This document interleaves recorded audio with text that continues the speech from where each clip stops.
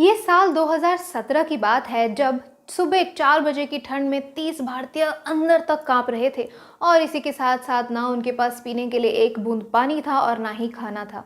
दरअसल ये कोलंबिया और पनामा के बीच में होने वाले दारियन गैप वाले जंगल में फंसे हुए थे। वहां से ये इलीगली यूएसए में एंटर करने की कोशिश में थे और इनके पास कुछ भी नहीं था और ऊपर से जंगली जानवरों का खतरा भी था। ये जंगल जो कि पनामा और कोलंबिया के बीच में पाया जाता है बहुत ही खतरनाक जंगल है। यहाँ पे दुनिया के सबसे विषैले सांप और यहाँ तक कि स्पाइडर्स भी पाए जाते हैं। उनके अलावा काफ़ी सारे जंगली जानवर पाए जाते हैं। उनका ये शिकार न बन जाए इस चीज़ का भी इन्हें डर था। जब भी इन्हें प्यास लगती थी तो अपने सॉक्स या शर्ट को ही निचोड़ कर पानी बनाकर पी लेते थे और जब भूख लगती थी तो खुद को ये तसल्ली दे लेते थे कि इनके पास खाने को कुछ नहीं है।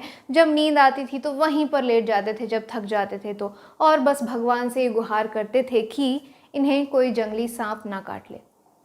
इतने सारे खतरे होने के बाद भी लोग अक्सर इस रास्ते को क्यों चुनते हैं? तो दरअसल इंडिया के कई सारे लोग, खास करके पंजाब और हरियाणा के लोग, यूएसए में इलीगल एंट्री के लिए ऐसा करते हैं और इन्हें डोंकी फ्लाइट के जरिए यूएसए में एंट्री दी जाती है। दरअसल ये लोग भी मजबूर होते हैं जब इनके पास कोई रास्ता नहीं होता नौकरी का। उसके बाद ट्रैवल एजेंट्स इन्हें एनआरआई बनने के सपने दिखाते हैं और इनसे मोटी रकम वसूलते हैं, जिसके बाद ये अपना सब कुछ बेचकर इन्हें 20-20 लाख रुपए देते हैं और यूएसए जाकर पैसे कमाने के सपने देखते हैं। लेकिन इनमें से कई सारे लोग वहां तक पहुंच ही नहीं पाते और जो पहुंच भी जाते हैं वो भी इतनी अच्छी लाइफ तो नहीं बिता पाते। उसके बाद भी जो लोग पकड़े जाते हैं उनका तो पूछिए ही मत।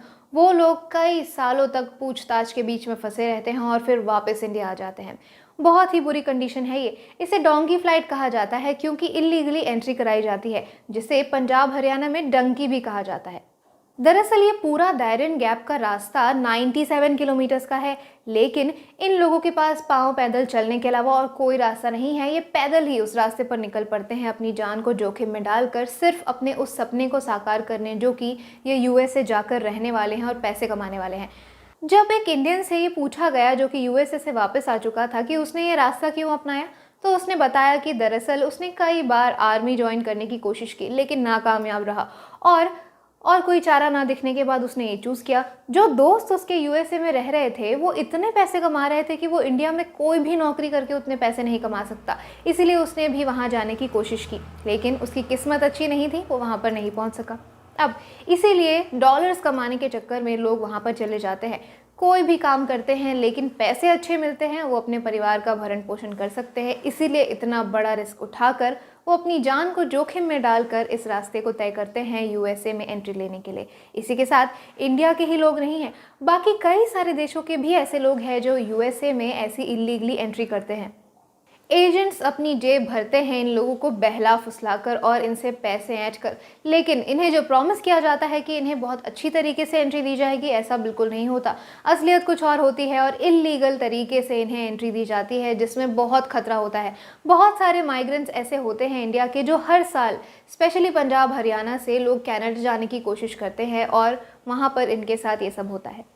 और इसी के अलावा आपको ये भी बता दें कि शाहरुख खान की जो फिल्म आने वाली है डंकी, उसमें इसी तरीके का किरदार शाहरुख खान का हो सकता है, जो कि अपने हालातों से मजबूर होकर एजेंट्स को पैसे देकर इस रास्ते का चयन करते हैं और किस तरीके से वो पूरा स्ट्रगल करते हैं यूएसए में एंट्री लेने के लिए, ये सब कुछ दिखाया जाएगा। तो आप कितने एक्साइटेड हैं इस मूवी के लिए हमें कमेंट सेक्शन में बताइए। इसी के साथ साथ अगर आज की वीडियो अच्छी लगी है तो इसे लाइक कीजिए, अपने दोस्तों के साथ शेयर कीजिए, बॉलीग्राड स्टूडियोज़ को सब्सक्राइब कीजिए और मुझे अपनी होस्ट पंखुरी को इजाज़त दीजिए। नमस्कार।